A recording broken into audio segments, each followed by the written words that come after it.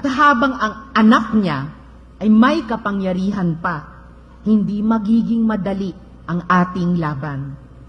While VP Sara is in power, the threat of a full-blown Duterte comeback is still a very real and present danger. For one, they are supported by one major superpower, China.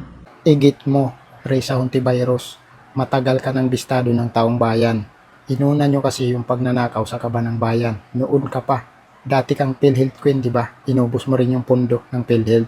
Tapos nakapagsenador ka. Ngayon, may nilabas si Katunying nung nakaraan. O, ilang bilyon. Bilyon din yung insertion mo. Wala ka namang naipakitang project. Saan napunta yung bilyon? Di ba? Ninakaw mo rin. Kaya nga, dati kang PhilHealth Queen, naging insert queen. Di ba? Kasi ang laki ng insertion mo. Wala ka namang may naipatayo kahit poste. Di ba?